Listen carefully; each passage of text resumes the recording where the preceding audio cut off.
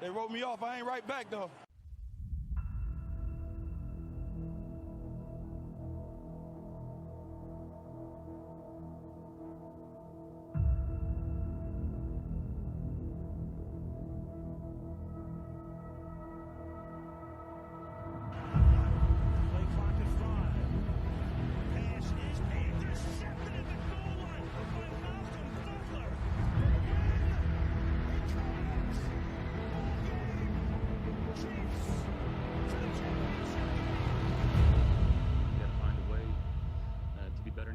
And to accomplish what we want to accomplish.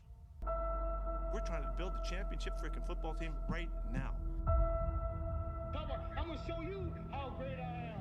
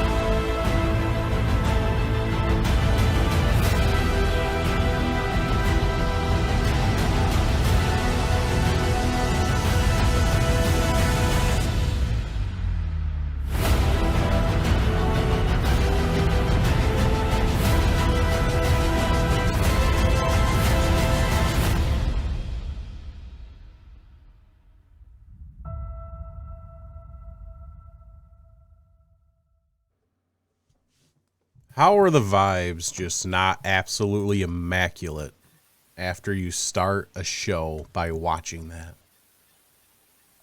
I don't know.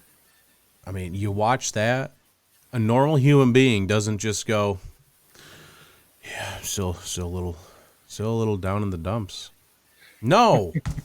You watch that and you're like, hell yeah, what do these folks got to say? Of course, if you're listening to the podcast, you might be wondering, I just listened to like a bunch of sounds and stuff. That didn't help me. Well, make sure you go to YouTube, Derf and Dylan YouTube channel, where you can watch the intro. And I'll upload it here and make it like the trailer for us as well, so you could be the first thing you see. It's going to be amazing. It's going to be so sexy. And just in case you just stumbled upon here and you're wondering what on God's green earth is happening, you have stumbled upon the 6th episode of Fans of the Weast, brought to you by your hosts, Derf and Dylan. Oh my God, that was like seamless. That was seamless. It's we're there. We did it. We did it. 6 episodes in, we nailed it. All right, now perfect. We're done. All right, see you later. That was our whole goal. Like, can we get the intros right? We got the intros right. Have a nice day, everyone. Enjoy the rest of the season. Oh, Derf and Dylan is our social media handles at Derf and Dylan. Twitter, TikTok, YouTube are the main 3 that you're probably going to want to pay attention to a little bit. Fans of the Weast is the podcast. You can find that on any podcasting platform that you so desire. Yeah. Do we have an unofficial sponsor for this episode? Let's go with, how about bad cards for good golfers? We still have not done that. But at least I remember the tool last time, so yes. Progress. That is what we like to call progress. Bad cards for good golfers. Basically, you draw a card and you either get punished with something that you got to do for a hole or something like that. You get to like mess with other people on some cards. Oh, yeah. So instead of keeping score, just go out, have a couple of drinks, and just do some crazy, stupid stuff.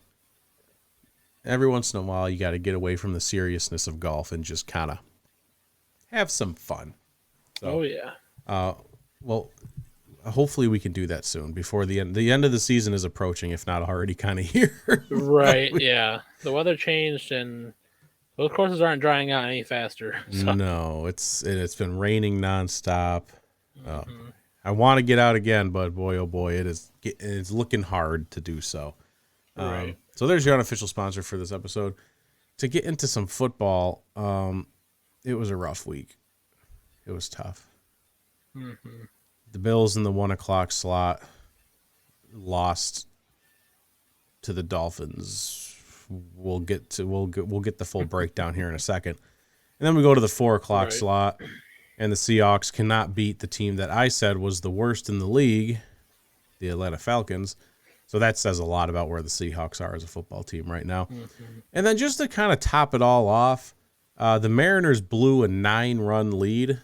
11-2 they were up, and they lost 13-12. So, ouch. That wasn't great. But Syracuse is 4-0.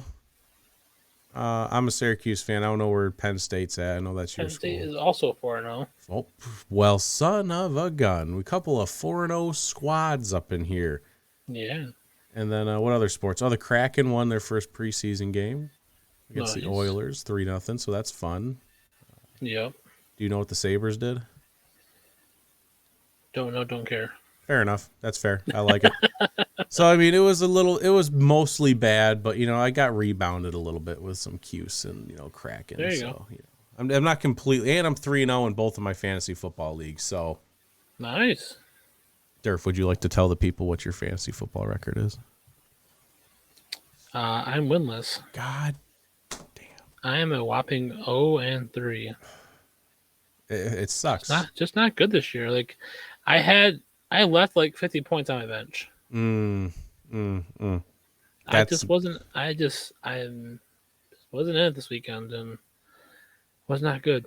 It's not what you we're gonna try again next weekend. I got my first trade offer in our league that I'm mulling over. So really quickly, and then we'll get into the Bills game. Really quickly, what do you think about this trade? Okay. He wants Breece Hall, which Breece Hall, rookie running back for the Jets, is sitting on my bench. Yeah. Because I have Josh Jacobs, Nick Chubb, and somebody else, Antonio Gibson, I think. So I have 3 solid right there. But I also have a lot of good wide receivers. All right. Like I had Devonta Smith on my bench last week. And he wants to trade me either Juju Smith-Schuster or Michael Thomas. I mean, I have like a surplus of both. So if I take a wide receiver, I don't know when I'm going to fit him in. Right. But like Michael, they both have their positives and their negatives. But which one has a better bye week for you? I did not look at bye weeks. Because that's what I would look at that, and then if it works, I think if Michael Thomas were no, I would say take Juju because he's on the Chiefs. Juju just hasn't popped off yet, and it might be a chemistry thing. Right. I'm not sure. But Michael Thomas has already had one game. He had 2 touchdowns already. I mean, he's had a pretty good start to the season, but he's already hurt. And that's my main fear about Michael Thomas. I'm not worried about Michael Thomas putting up points. I'm worried about his injuries. Right, which is what kept him out the last 2 years. Yeah. And then Juju, he can put up points, but so far he really hasn't done it, which is concerning. Mm-hmm. So I don't really know what to do. I'm kind of stuck. I told him to let me sleep on it, and we'll figure it out. I'm pretty sure I'm okay with giving up Breece Hall. I just need to get a good return, and I don't know which way to go. So we'll have to figure it out. All right, that's enough of that nonsense. It's time to talk about some Weast football teams.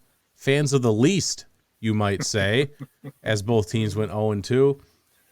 The Bills lost an absolute heartbreaker. Like it had almost the same feeling, as much as you can get from a Week 3 game, as losing that Chiefs divisional game last year in the playoffs, because it was such a good game, and to lose it in that fashion just kind of, So where are we at with the Bills?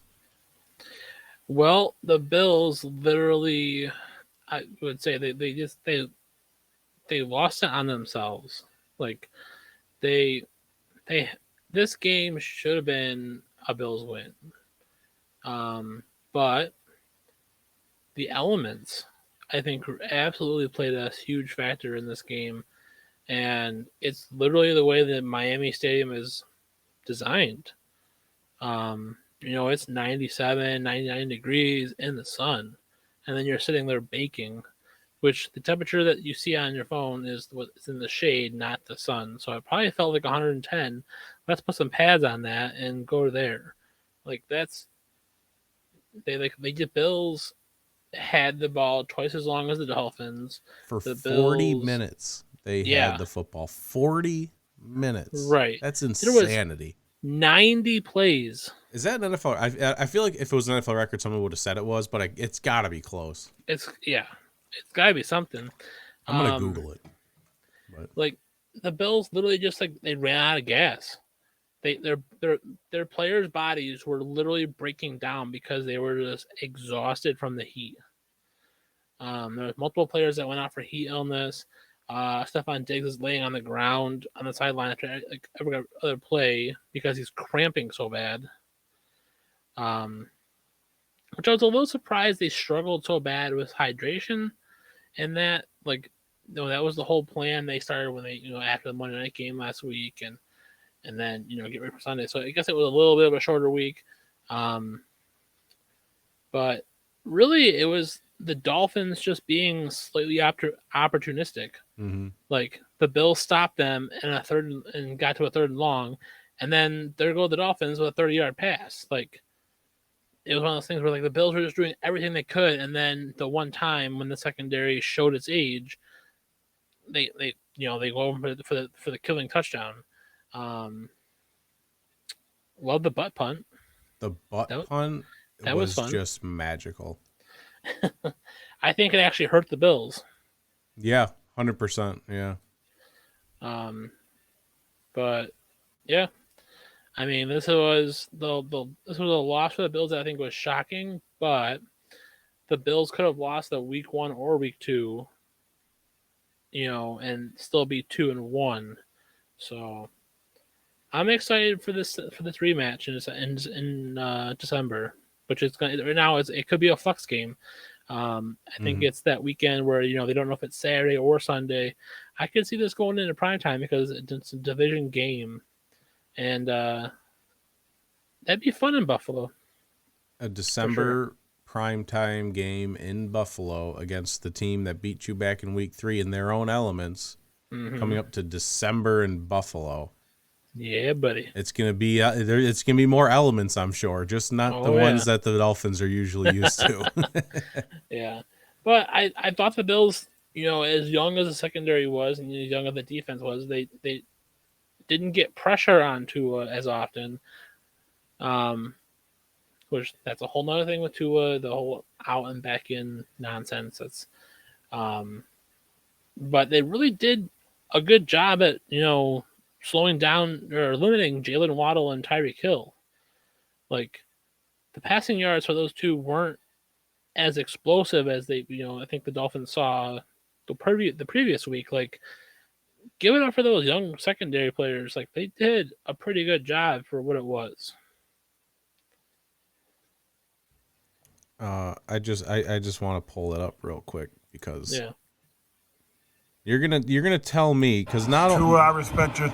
This is in fact under investigation by the NFL, but they came out and said that this was a back injury, which I find ridiculous because you saw his head whip against the ground. Right. Matt Milano barely pushed him. Right, and they still call a flag on that too. It was just a baby push too, so that's a problem in itself. Yeah. But I mean, my wife did not watch the game, and I showed her this video, and I said, he got pushed and hit his head against the ground. What injury do you think this is?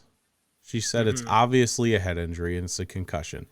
But the NFL, the Dolphins stated it was his back locked up. Go ahead and tell me if this looks like a man whose back got locked up. Oh, a little stumble there. Little shake of the head. Yeah. Oh, a little. Oh, God. I don't know where I am. Oh, let me grab my head and my face mask there. And thank God he caught me because I was about to fall over again. His head's drooping. He doesn't know where he is.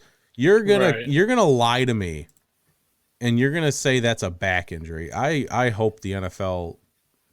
There's no hiding it. They Right. skipped some kind of protocol, and they're probably gonna get lit up for this. I don't know if like anyone's gonna be suspended or something, but I mean they're gonna get fined and maybe draft picks. I don't know. Yeah. I didn't see the part where I didn't see the next series or whatever, like with Teddy Bridgewater in there, but it sounded like from people that I talked to that like Teddy Bridgewater didn't want to be in there. He was like he walked in and he was like, "I'm just here to collect the paycheck." Like, yeah, Tua will be back in a minute. Like, that just seems odd. It definitely feels like they forced him I'm sure Tua wanted to come back, and that's what NFL players do. They always I'm want to sure. play. But I'm sure they let him because, man, this is the Bills. This is a big game. We can't have Teddy Bridgewater in there mess this up for us. So they did what they had to do and got, here's some smelling salts, bud. Let's get back in there. Right. He's hoping he's not to talk about Dolphins too much, but he's hoping to play this Thursday Yeah, that seems against crazy. the Bengals. Like, that shouldn't be allowed at all. I mean, usually if you have a concussion on Sunday and you have a Thursday game, that person's usually out. Like no matter what, because there's that time. You need that time period. It's like what, 3 days minimum or something. At Like, least, yeah. you can't play on Thursday if you do that. So yeah. But I just wanted to throw it out. The record is 110 plays, and that was by the Washington football team back in 1990 against the Lions. Just so a little fun bit of information there. That is fun. But yeah, so I keep looking to see this Bills offensive game plan be more balanced, and it wasn't again. Was terribly unbalanced. But that is the Bills, though. Apparently now, like I think I'm just kind of okay with it. Like I think Zach Moss had some beautiful runs. Explain this to me, all right? I was during this game. I'm on Twitter, obviously, like pretty much the whole time, live tweeting and whatnot. People hate Zach Moss. They're like, there's Zach Moss. So if he touches the ball, it's just gonna be a bad play. No doubt, like every time he touches the ball. So I watched Zach Moss make a bunch of amazing plays. What are they talking about? Yeah, I mean, I think there was some times, where he kind of like didn't push through the tackle or try to break the tackle. Like he was kind of one of those, running backs where he kind of, as soon as he made contact, like he was already going down. And I think that was something we saw in the Rams game. I'm a mess over here, just so you know. You gotta give yourself a little. A little bit. I don't know. My body is so achy right now. It's ridiculous. Good old booster shot. Yeah, so I'm pushing through that right now. Not too bad. But yeah, like Zach Moss had I think had a couple of good runs against the Dolphins. Singletary had more effectiveness in the passing game, which was expected as the kind of running back he's been for a long time. He's really kind of turned on the more physical running game late last year. And then James Cook is just the burner, it seemed like. Like he had a couple of end arounds. But yeah, I mean, it's still 63 passing plays compared to a whopping 17 run plays. Like, it's just not good. Like, I think literally Josh Allen, got tired at the end of the game from the ball, which I think like you never see him do. And that's why that 4th down touchdown pass came up short. He didn't set his feet. He just kind of was just like, oh, please make it. And it didn't make it. Right. I mean, if it was only like 40 pass plays, that was his 40th pass, it probably gets there. But yeah, I mean, this dude was just tired. I mean, not even just the pass plays. I mean, he's taking off and running too constantly. I mean, he had to. I mean, there's that video at the end of the game where it's him. The quarterbacks will go up and like shake hands or whatever. He just like was leaning on Tua. The dude was I'm sure dead. he was exhausted. Yeah. Walk up the door. I'm gonna take a nap here. Yeah, it's just hold on, bud. Hold Don't me. drop me. Yeah. So it was that was a thriller, and look out, Ravens. Yeah, the Ravens are going to get caught in some crossfire here because they're mad. If they can just let's get as healthy here as possible, because that's an issue the Bills have right now, like injuries all over the place. They did lose more players. Let's see, Tommy Benford went down with the hand injury. He's out a few weeks. That's terrible for a rookie corner who was starting this year. Like, that's rough. Hopefully Jordan Poyer can come back. Obviously before the game we put Micah on IR, so the end of the season. I didn't think his neck injury was that bad, but it's different from what you see than what actually it is. So, right. Hopefully he can, get that neck all good and ready to go for next year. So, because that, him and Poyer were like they're the top safety duo in the NFL. Mm-hmm. Like, it just is what it is. But I like Jaquan Johnson and DeMar Hamlin back there. They did a really good job for what they were put in, against the Dolphins. Kaiir Elam has really proven his first round worthiness. Like, when Trey White comes back after next week, hopefully, that's going to be fun. I mean, hopefully Trey White can get up to speed and, be ready to go for week 5, hopefully week 6. But yeah, I mean, injuries are terrible right now. Yeah. So I think the Bills had Xavier Rhodes, in for a workout today, which hopefully help the secondary a little bit. Nice little veteran presence there, I guess. Right. And then I know the Bills just signed another offensive lineman today. Something Murray. He was from Arizona. Which, when Kyler Murray runs around for 24 seconds, you got to be able to block for at least a little bit. So that should at least help us, I think, with the offensive lineman shortage that we have right now. Because even Mitch Morse was out for the game. I didn't realize he was inactive. They had the second string in there, who then had to go out, and they had the third string center in there. Like, the ball was barely getting to Josh's knees. Obviously some fumble issues there with some exchanges, but it's next man up. Mm-hmm. And they came out short, unfortunately. So, tough loss. Looking forward to next week. Going to be hopefully it's a fun one. Yeah, I mean, the Ravens have been explosive, so I mean, it'll give that secondary another chance to prove itself once again. I mean, they've had a busy first 4 weeks now. Yep. So, because Lamar's been passing great, I mean, deep balls and everything, he's been outstanding. He's looking for that paycheck, baby.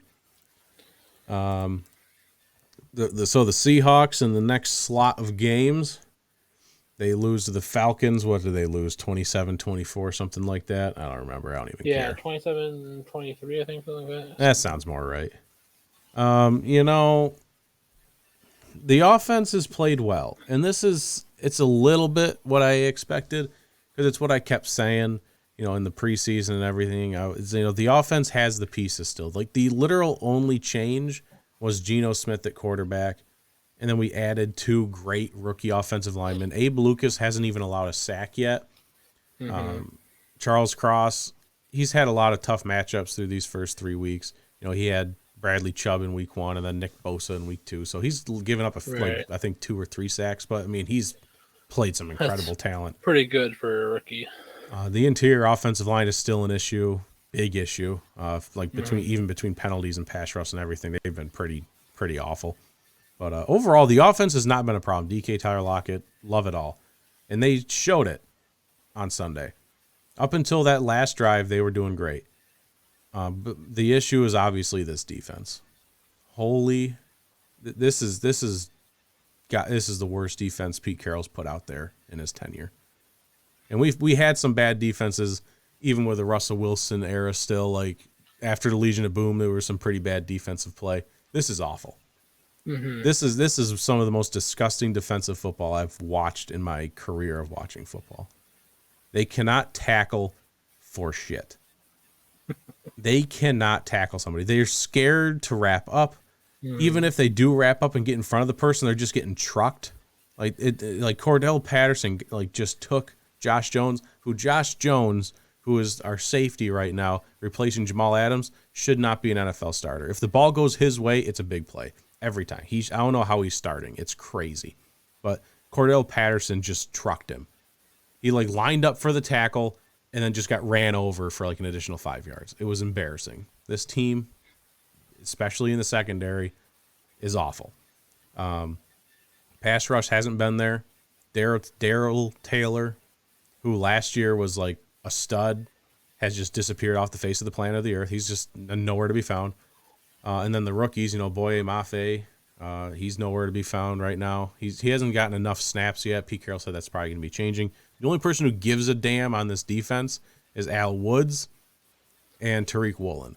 Those are the only two people who want to win football games on this defense, apparently. Everyone else, if we cut 9 players on our defense, that's fine. If Tariq and Al stay, just get rid of everyone else because they don't want to win football games. I mean, people will probably think, other Seahawks fans, what about Quandre Diggs? This dude's dropped 3 interceptions. He led safeties in interceptions last year. He's dropped 3 this year. Easy ones. Every single game he's had an opportunity to catch an interception, he drops it. People say Jamal Adams is the one with bricks for hands this year. Apparently, Jamal rubbed off on Quandre because he's just as bad. So we got some major problems on the defensive side of the ball. Drake London, Kyle Pitts finally had his first big game of the season, which everyone expected because Seahawks secondary could not match up with either him or Drake London.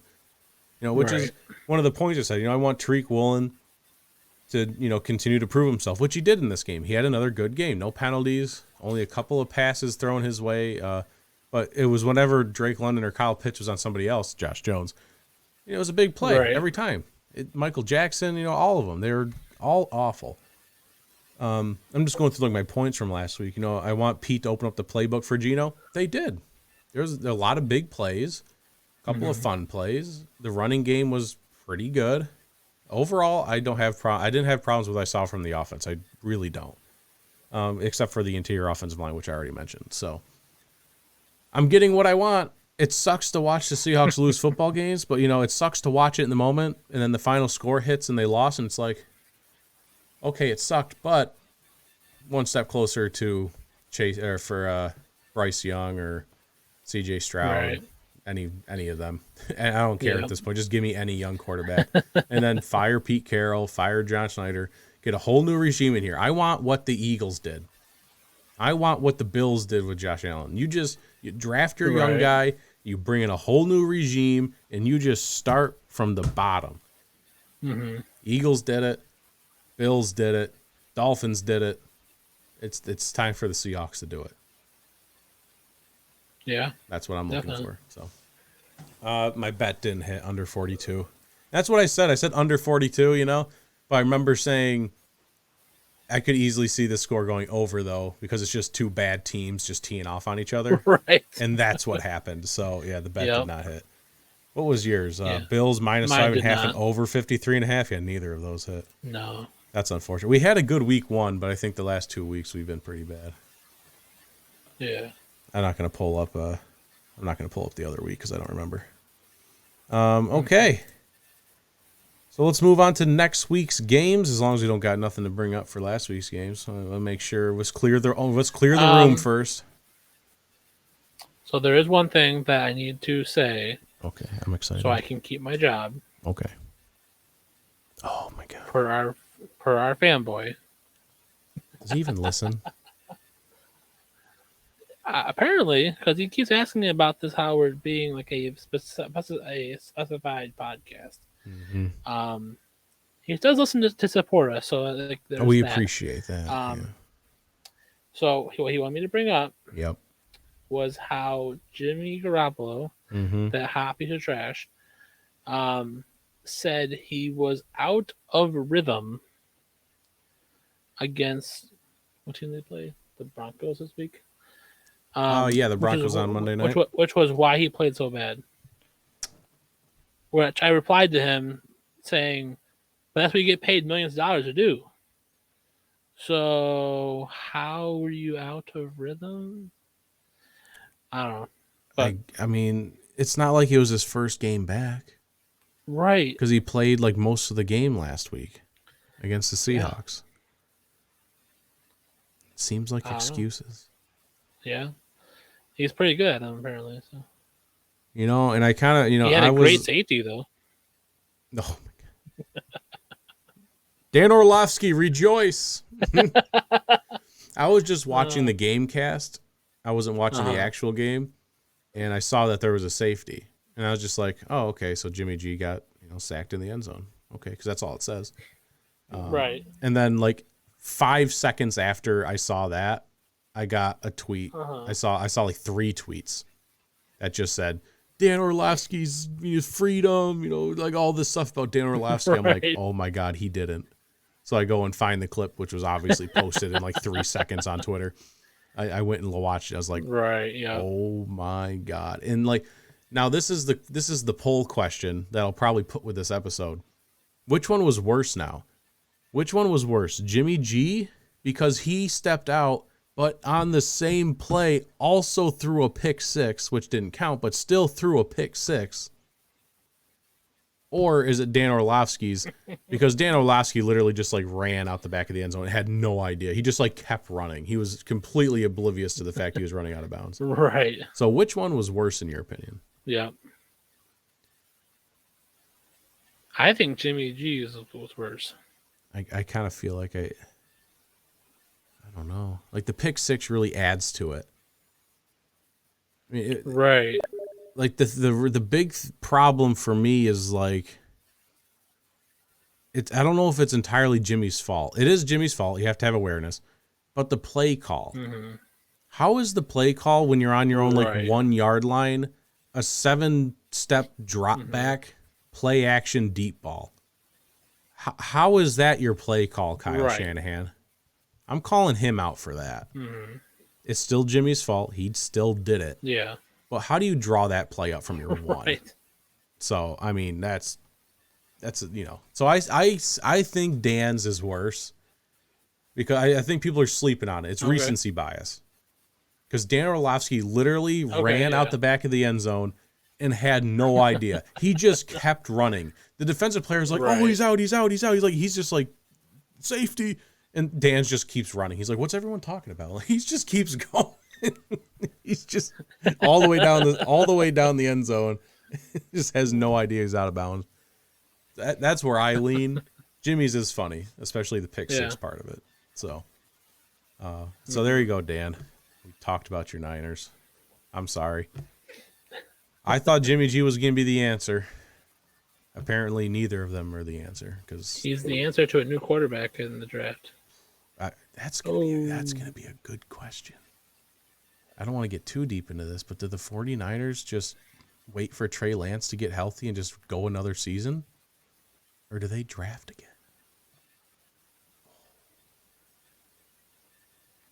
I don't know. That's going to be an interesting conversation come the offseason, seeing how the rest of the season plays out. Right. Because, like, do you want to go in with a guy that just had major surgery? He only lasted 2 games. That's going to be a fun conversation come the offseason. I'm sure we'll have Dan on to talk about that at some point. Oh, I'm sure. So, moving on to week 4, right? Already? Yeah, week 4 already. Week 4. What do you want to do? You want to talk about the Bills first? I mean, we did Bills Seahawks, so let's do Bills Seahawks. That kind of makes sense, right? All right. Yeah. Bills are at the Ravens this weekend. Little thing to watch besides football this weekend for this game is some weather. Supposed to be pretty rainy this weekend. Some remnants from Hurricane Ian, which is actually messing up the Tampa Bay Buccaneers practice, schedule and possibly pushing that game to Minneapolis, I think. Might be playing at the Vikings Stadium this weekend, depending on what happens with the hurricane. So Bills are at the Ravens. Bills are looking for a little redemption here to get back on the winning side. So 3 things that I'm looking to watch here is first and foremost is containing Lamar Jackson. I think the Bills being able to contain him to not let him run gives them a better chance of a win here than the Bills trying to stop him as a passer and making him run. I think this Bills defensive line, granted how many guys come back this week, I think can do a good job of that. I think they've done pretty well against Stafford, Tannehill, and Tua already this year. So it'll be interesting to see what happens there. That was an issue a couple years ago. Lamar faked out Matt Milano, and Milano went flying because Matt tried to stop, and that was an issue for this Bills defense. But I think there's a better shot now that they are able to contain him much better. And then, so second thing here is, how healthy can this Bills team be by game time? Because I think it's going to play a huge factor. And to how well this team plays is how many guys can they get back on the squad ready for game day by Sunday, because it's going to be tough. They lost so many guys last week, and it's just you don't expect that many losses of players that quickly. That number you might see over a few weeks in of a season, not one game. I think I'm going to try and find the tweet of like what injuries happened during that game. It was, yeah. Because I know I retweeted it and talked about it a little bit because it was just obnoxious. Right. It was absolutely insane. And then I think last thing is just looking for more balance on offense.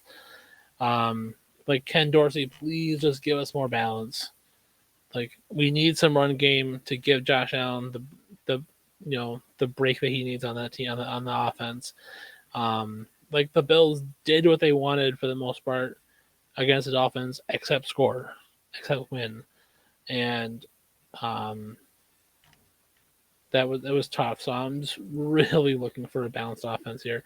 I really want to see Singletary and Moss and Cook just have a day. Like, let these guys just eat. Which it could be possible with the weather. So that'll be something to keep an eye on for sure. So those are my three main things to watch. Other points here, speaking of the offense, are we ever going to see more Dawson Knox? Like, he was like Josh's go-to guy. Didn't the man just sign an extension too? Like, what are we doing? I feel like it's just weird. Like, they're just not targeting him. I mean, Dawson probably has a concussion because of the hit he took that didn't get flagged against the Dolphins. Like, literally crown of helmet onto the front of the face mask there, and they snapped his head back. Like, and it was a blindside hit, not to mention. So right. Like defenseless receiver, maybe. Like, yeah, something. It's weird because like the officials aren't calling defenseless receiver. I feel like this year, like, they're just like, nah, try better. I mean, try not being defenseless. Like, what do you? Right. Ever think about that? So I'm like looking for more Dawson Knox here. That's my other point. And then favorite bet, I'm gonna say Bills -3. Bills -3 on the road in Baltimore. Oh yeah. Favorite bet segment brought to you by BetUS. You can go to BetUS and bet on sports. And if you make your first deposit with promo code OOTF, because I haven't changed it yet, OOTF, you get 125% deposit bonus. Yeah, BetUS. Any state. It's a really cool, and it's Canadian based. So yeah, any state, wherever you are, BetUS. There you go. That's your plug. Our other game that we got heading into week 4 is the Seahawks at the Detroit Lions, who are Spicy. in fact 4.5-point favorites at home. That is surprising. It's really not. It's really not. To me, it seems surprising because it's the Lions. So right. Like, I feel like the Lions still have that stigma of like, yeah, they're gonna do Lion things, but they're not. Like, the Lions are a very intriguing team this year. Did they lose last weekend? They did lose, I think, by 3 points to the Vikings. I think that was the 27-24 game I was thinking of. Oh, okay. But they crushed the Commanders. It seemed like. 28-24, 4-point loss. Oh, okay. Yeah. Oh, yeah. Um, I mean, everyone's crushing the Commanders. To be fair. So it'll be interesting. It's yeah. I'm kind of excited for that game. I mean, this is why at the beginning of the season, it was like my really big hot take was the Lions win the division. You know, if you foresee the Vikings still Vikining and the Packers falling apart with everything going on there, the Vikings maybe the Lions maybe just swoop in and whoo, there you go, division winners. They're probably a little ways away from that, I guess, but probably a little bit. Overall, this team has been electric. And I think they probably beat the Vikings if Amon-Ra St. Brown, the Sun God, does not get hurt. He couldn't finish the game as far as my knowledge goes. And DeAndre Swift was a little beat up heading into this game in the first place. So they weren't at full strength. Maybe they win the game if they are, but who knows at this point. I don't really care about that.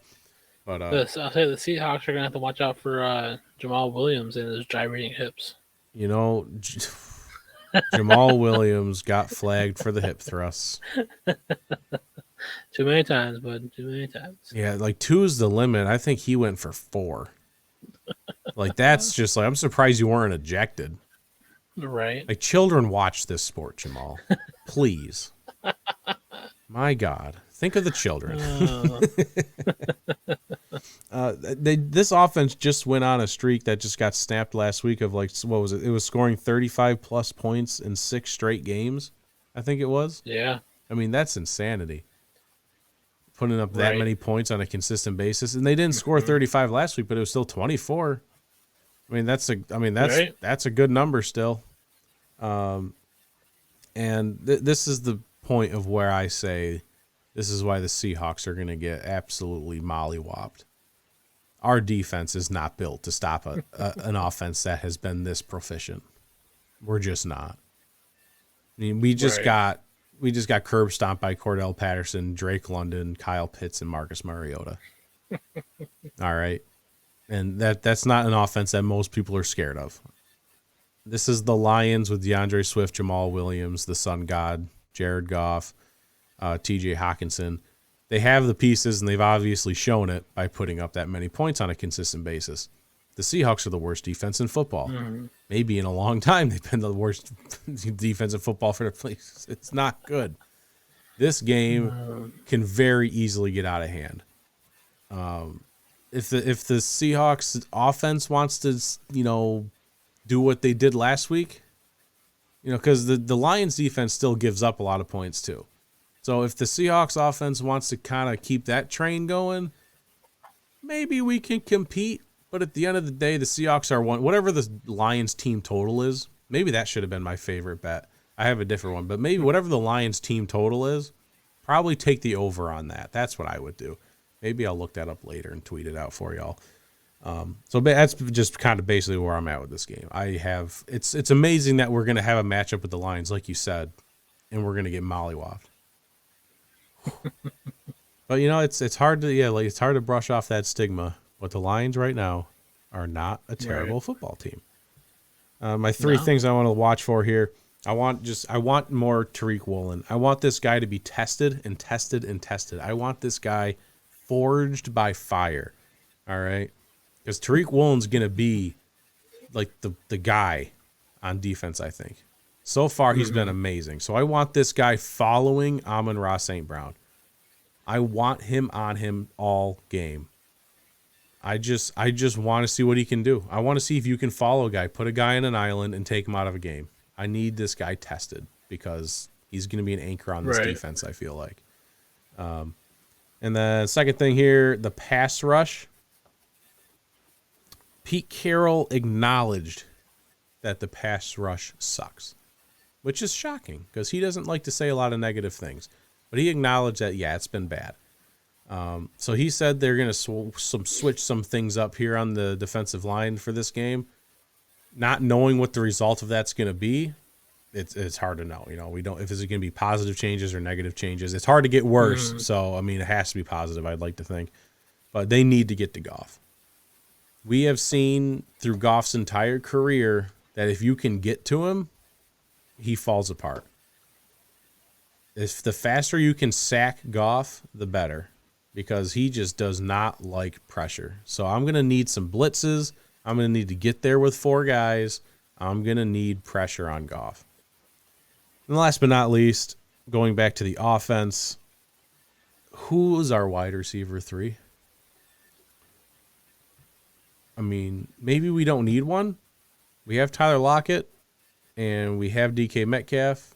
And then for the first time in Seahawks history, we're getting the tight ends involved. Noah Fant, Will Dissly, Colby Parkinson. It's really nice to see because we have 3 great tight ends. I mean, our tight ends could be the offense. Screw wide receivers. So I'm happy with that. That's fine. But every team needs a 3rd wide receiver at the end of the day. Yeah. Who's it supposed to be? Godwin made a couple of plays. Penny Hart went in there for a couple plays and actually caught a ball while Tyler Lockett was down injured. And then we still got there's that guy, he's on IR. So actually those are the only 2 other options really right now. it's Penny Hart and Godwin. So I mean Marquise Goodwin, yeah. So I mean, there's just not really a true number 3, and I want to see someone emerge.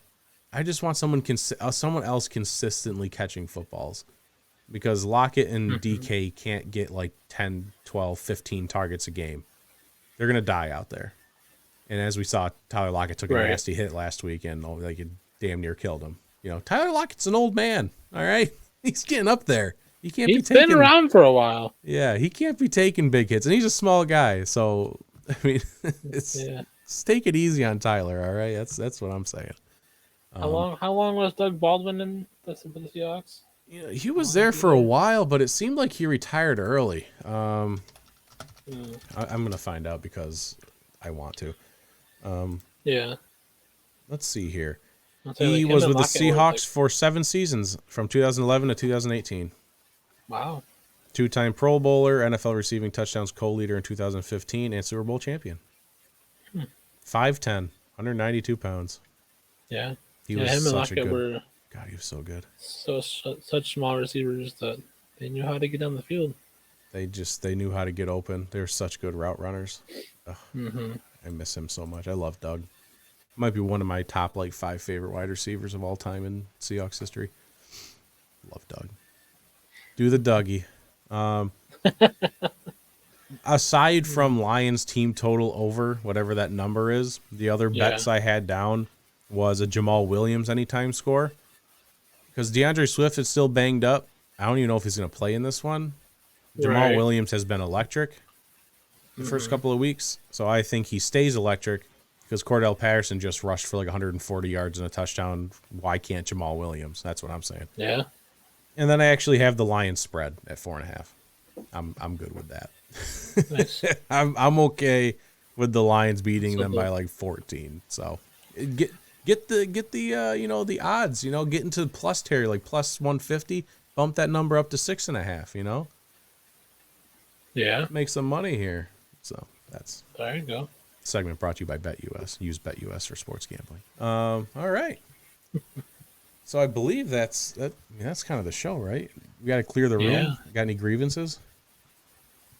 No, I don't think so. Okay. I got everything off my chest, I think. What is this podcast really just that? Is this podcast just so we can air our grievances about our football teams? I feel like that's what it's turned into. But that's okay. That's okay. And hopefully people enjoy listening to us air grievances and talk about football. Because I feel like it's pretty good.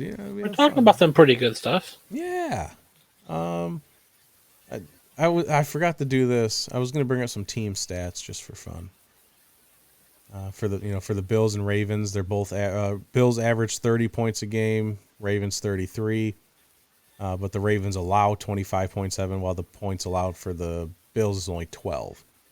Yeah, buddy. So, I mean, Ravens are going to have a hard time scoring, but they do have an electric offense, so they could potentially, especially with all the injuries for the Bills. We'll see that number change probably for the Bills. And then here you go. It's for the Seahawks and Lions. The points per game, the Lions are averaging 31.7, while the Seahawks are averaging 15.7. Oof. A little bit of a difference there. But they are allowing less points at 23.3, and the Lions are allowing 31. So The Lions are putting up what they're letting, though. So, I mean, the Seahawks have the potential to score a couple points this week. It's not impossible, but I still have the Lions in this one for sure. Thank you for all of you for tuning in to episode 6 of Fans of the Weast. Whether you're listening on your favorite podcasting platform or watching on YouTube, make sure you subscribe, favorite it, like it, comment on it, whatever you want. It's called free will, and you have it. We just appreciate if you use that free will to support the stream or the podcast or the whatever you're on. Much appreciated, as always. And these are your hosts, Derf and Dylan. Go Hawks! Go Bills!